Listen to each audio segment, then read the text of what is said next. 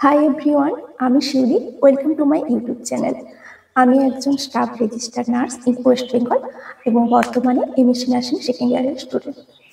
তো তোমাদের যারা অনেকেই রয়েছে ওয়েস্ট বেঙ্গলে এমএসসি এন্ট্রান্স এক্সামিনেশন দিতে চাও, কিন্তু বুঝতে পারছো না কিভাবে প্রিপারেশন করবে বা কোন বই পড়বে, তাদের জন্য এই ভিডিওটা। যারা বিএসসি নার্সিং এর ফাইনাল ইয়ারে রয়েছে তারা কিভাবে প্রিপারেশন করবে, তো প্রথমেই বলে রাখি তোমাদের থিওরি বুক, তোমরা 4 বছর ধরে যে থিওরি বুক তোমরা পড়েছো সেই সমস্ত থিওরি বুক ভালোভাবে রিভিশন করতে হবে। হ্যাঁ, থিওরি বুক পড়তেই হবে। থিওরি বুক না পড়লে তোমাদের কনসেপ্ট ক্লিয়ার হবে না। তাই তোমরা যতই এমসিকিউ প্র্যাকটিস করো না কেন, তোমরা কোনো মতে এই সমস্ত কম্পিটিটিভ এক্সাম তোমরা ক্র্যাক করতে পারবে না। থিওরি বুকের মধ্যে তোমরা কোন কোন বই পড়বে? তো আমরা সবাই জানি, যেটা ফার্স্ট ইয়ার থেকে আমরা পড়েই আসছি, নার্সিং ফাউন্ডেশন। হ্যাঁ, নার্সিং ফাউন্ডেশন কিন্তু ভালোভাবে পড়তে হবে। তার প্র্যাকটিক্যাল ফিল্ডগুলো রয়েছে, তো প্র্যাকটিক্যাল ফিল্ড কিন্তু তোমাকে জানতে হবে। এছাড়া রয়েছে মেডিকেল সার্জিক্যাল নার্সিং, তারপর রয়েছে আমাদের অপস, গাইনি, এছাড়া পেডিয়াট্রিক নার্সিং রয়েছে, এছাড়া আমাদের nursing administration, nursing education and nursing research, এই সমস্ত সাবজেক্ট কিন্তু পড়তে হবে। এছাড়া তো আমাদের কমিউনিটি, মেন্টাল হেলথ নার্সিং, এই সমস্ত কিছু রয়েছে।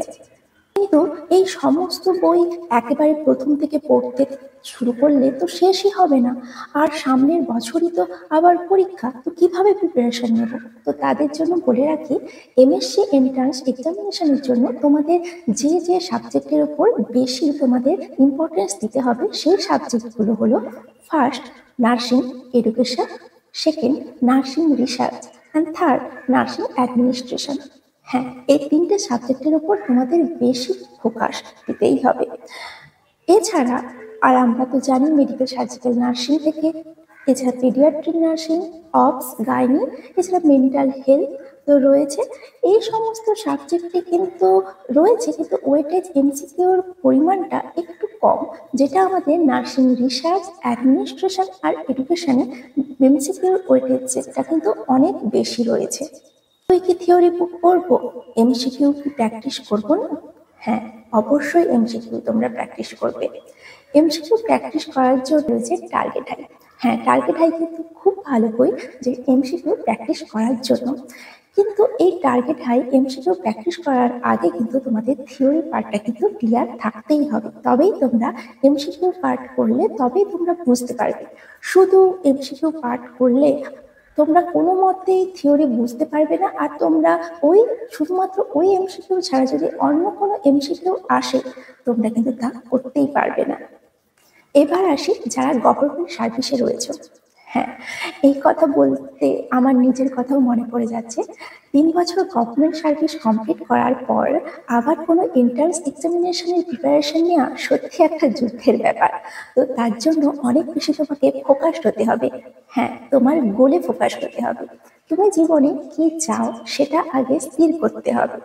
তুমি যদি চাও এমএসসি এন্ট্রান্স এক্সামিনেশনে ক্র্যাক করে নিজের পজিশন, নিজের একটা ভালো পজিশন করে নিতে, তো তার জন্য তোমাকে কিন্তু পড়তে হবে। আর এখানেই আসছে এক রিয়েল যুদ্ধ। হ্যাঁ, যুদ্ধই বটে, কারণ সমস্ত কিছু আমরা জানি এই 3 বছর গভর্নমেন্ট সার্ভিসে থাকার পর আমরা সমস্ত কিছু, আমাদের 4 বছরের সমস্ত কিছু পড়া আমরা কিন্তু ভুলেই যাই। তো তার জন্য কি তোমরা ভয় পাবে? তোমরা কি প্রিপারেশন থেকে পিছিয়ে থাকবে? না, একদমই না। তো তাদের জন্য তোমরা কোন কোন বই ফলো করবে, কি করবে, তো সেই সবের জন্য যদি তোমরা থিওরি বুক পড়তে বসো, তাহলে সেটা কিন্তু অনেক টাইম লাগবে। মানে আগের বছর এন্ট্রান্স এক্সামিনেশন দেওয়ার জন্য তোমরা কিন্তু কোনো মতেই তোমাদের সিলেবাস কিন্তু তোমরা শেষ করতে পারবে না। তো তারা কি করবে? তো যেটা আমি আমার নিজের ক্ষেত্রে করেছিলাম, আমি সেটা তোমাদেরকেও বলবো। ভালো থিওরি বুক যেটা হচ্ছে পি আর যাদব। হ্যাঁ, পি আর যাদবের পার্ট 1 যেটা থিওরি বুক রয়েছে, ওই বইটা সমস্ত আমাদের ইয়ারের সমস্ত থিওরি পার্টটা কিন্তু খুব শর্টে দেয়া আছে। আর সেটা এতটাই সুন্দরভাবে সাজানো গুছিয়ে দেওয়া আছে যে তোমরা যদি ওই থিওরি বুকটা যদি তোমরা ভালো করে পড়ো, তোমরা কিন্তু আমাদের 4 বছরের বিএসসি নার্সিং এর সিলেবাস কিন্তু তোমরা অনেকটাই কভার করে নিতে পারবে। তো সেখানে মেনলি যেগুলো রয়েছে, নার্সিং ফাউন্ডেশন রয়েছে, মেডিকেল সার্জিক্যাল নার্সিং রয়েছে, পেডিয়াট্রিক নার্সিং রয়েছে, অবস গাইনি রয়েছে, এছাড়া নার্সিং অ্যাডমিনিস্ট্রেশনের কিছুটা পার্ট রয়েছে, এডুকেশন আর নার্সিং রিসার্চ রয়েছে। কিন্তু আমি বলবো nursing research, nursing administration and nursing এডুকেশনের ক্ষেত্রে তোমরা কিন্তু থিওরি বইটা অবশ্যই পড়বে। হ্যাঁ, যদি তোমাদের অনেক বেশি টাইম লাগছে, তোমরা ঠিকভাবে টাইম ম্যানেজ করতে পারছো না, তারা নার্সিং রিসার্চের থিওরি বইটা তো অবশ্যই পড়বে, কিন্তু নার্সিং অ্যাডমিনিস্ট্রেশন আর এডুকেশনের জন্য তোমরা পিয়ার যাদব থেকে পড়তেই পারো। এছাড়া মেন্টাল হেলথ, কমিউনিটি, এই সমস্ত ভাগগুলো খুবই কম এমসিকিউ তো আসে, তো তার জন্য তোমরা সেটা এমসিকিউ বই থেকে, এছাড়া পিয়ার যাদবের থিওরি বই থেকেও তোমরা পড়তে পারো। আমি নিজে পার্সোনালি পিয়ার যাদবের থিওরি বইটা কিন্তু 3 মাসে কমপ্লিট করে ফেলেছিলাম। তো তার জন্য তারপর আমি পিয়ার যাদবের পার্ট 2, যেটা এমসিকিউ বুক, সেটা আমি স্টার্ট করে দিয়েছিলাম। তো তোমরা পিয়ার যাদবের থিওরি বুকটা যদি তোমরা পার্ট 1 পড়ে ফেলো, আমার মনে হয় না পার্ট 2 এমসিকিউ সলভ করতে তোমাদের অনেক বেশি টাইম লাগবে। 1 মাসের আগেই তোমরা এমসিকিউর ওই পার্ট 2 বইটা কিন্তু তাড়াতাড়ি তোমরা কভার করে নিতে পারবে। এরপর আসি, তোমরা আর কিছু নলেজ তোমরা নিতে চাইলে আমার মনে হয় তোমরা টার্গেট হাইও ফলো করতে পারো। এছাড়া এখন ইউটিউবে অনেক চ্যানেল রয়েছে অনেক কিছু ডাউট ক্লিয়ার করার জন্য, তোমরা সেই সমস্ত ইউটিউব চ্যানেল ফলো করতে পারো যখন তোমাদের কোনো ডাউট হবে। বুক রেকমেন্ডেশন তো দিয়ে দিলাম, কিন্তু টাইম শিডিউল মেনটেন হবে কি করে? হ্যাঁ, এটা কিন্তু সবচেয়ে বড় চ্যালেঞ্জ। এটা আমি নিজের পার্সোনালি এক্সপিরিয়েন্স দিয়ে বলছি, কারণ আমি এই সমস্ত ফেজগুলোর মধ্য দিয়ে গিয়েছি, তাই জন্য জানি। আমি নিজে একজন গভর্নমেন্ট এমপ্লয়ি হওয়ার পর এই যখন এমএসসি নার্সিং এন্ট্রান্স এক্সামিনেশনে যখন প্রিপারেশন স্টার্ট করি, খুবই প্রবলেম হতো, কারণ ডিউটির চাপ তোমরা জানো যে আমাদের 3টে শিফটে তো ডিউটি থাকে, তো তার জন্য নাইটের পর পড়াই হতো না, এতটাই হেকটিক ডিউটি থাকতো।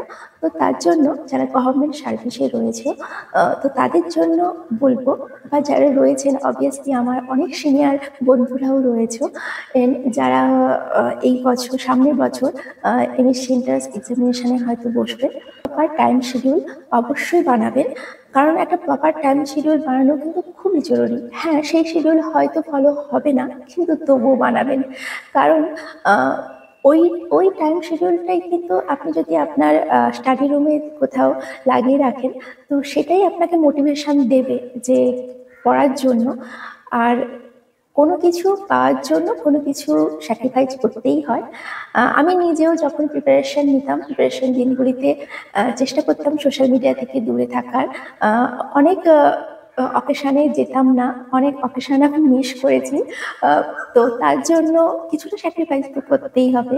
বাড়িও যেতাম না, সব সময় পড়তাম, তো তার জন্য বলবো কিছু তো স্যাক্রিফাইস করতেই হবে কিছু পাওয়ার জন্য। তো এন্ট্রান্স এক্সামিনেশনে ভালো যখন র্যাঙ্ক আসবে, অন্যান্য কলিগের থেকে যখন আপনি সিলেক্ট হবেন, তখন আপনার কিন্তু খুব ভালো লাগবে।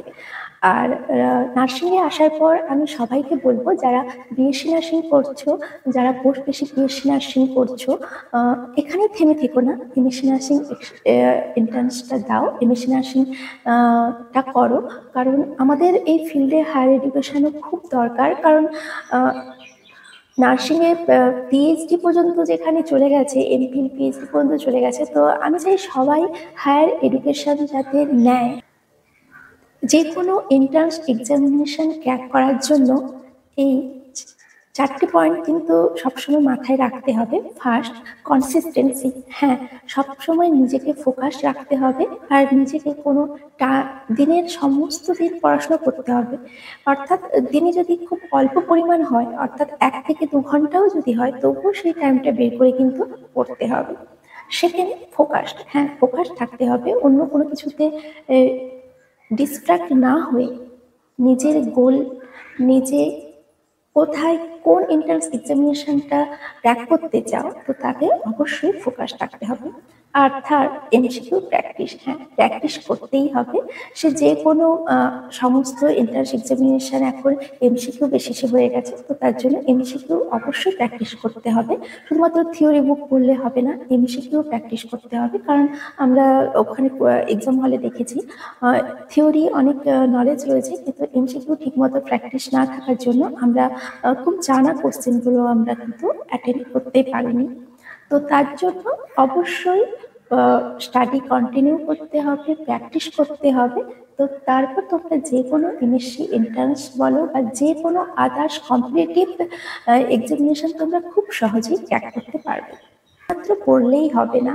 আমরা সবাই জানি যারা আমরা বেশিরভাগ যারা এমএসসি নার্সিং অ্যাসপিরেন্ট যারা রয়েছে বা রয়েছেন, তারা সবাই কিন্তু গভর্নমেন্ট সার্ভিস 3 বছর কমপ্লিট করার পর আমরা কিন্তু বসছি। তো তাদের জন্য বেশিরভাগ দেখা যায় যে এটা কিন্তু রিয়েল ফ্যাক্ট যে আমরা একটা সার্টেন এজের পর সমস্ত কিছু ভুলতে থাকি। আমাদের সবকিছু শর্ট টার্ম মেমোরি হয়ে যায়, লং টার্ম মেমোরি হয় না। তো তার জন্য আপনারা যে সাবজেক্ট পড়ছেন, যেটাই নিয়ে যে সাবজেক্ট, তার একটা হ্যান্ডস নোট বানানো খুবই জরুরি। হয়তো ধরুন রেসপিরেটরি সিস্টেম পড়ছেন, ঠিক সেই সময় 3 পাতার 4 পাতার একটা যদি হ্যান্ডস নোট বানিয়ে ফেলেন, দেখবেন আপনার অনেকটাই মনে থাকছে। বারবার আর বই খুলতে হবে না, বারবার সেই থিওরিটা মনে রাখার জন্য আপনার বই খুলতে হবে না, আপনি দেখবেন সমস্ত কিছু আপনার মনে থাকছে। তো তার জন্য আমি বলবো যখনই পড়ছেন তখন একটু ছোট ছোট করে আপনার হ্যান্ডস নোট অবশ্যই বানাবেন, দেখবেন ওটা খুবই কাজে দেবে। এবং দেখা গেছে মানে যেটা আমার ক্ষেত্রেও এখনো আমি এমএসসি নার্সিং সেকেন্ড ইয়ারে যখন আমি পড়াশোনা করছি, তখন ঠিক আমার ওই হ্যান্ডস নোটগুলো আমি আর একবার রিভিশন দিলেই আমার সমস্ত থিওরি পার্টটা কিন্তু আবার মনে থেকে যাচ্ছে। তো তার জন্য অবশ্যই অবশ্যই হ্যান্ডস নোট বানাবেন। সামনে অনেক কম্পিটিটিভ এক্সাম রয়েছে, তোমরা এই সমস্ত বুক ফলো করেও আদার্স কম্পিটিটিভ এক্সামগুলো কিন্তু ইজিলি ক্র্যাক করতে পারো। তো তার জন্য আশা করি এই সমস্ত বুক রেকমেন্ডেশন তোমাদের কাজে লাগবে। তো দেখা হচ্ছে পরের কোনো ভিডিওতে।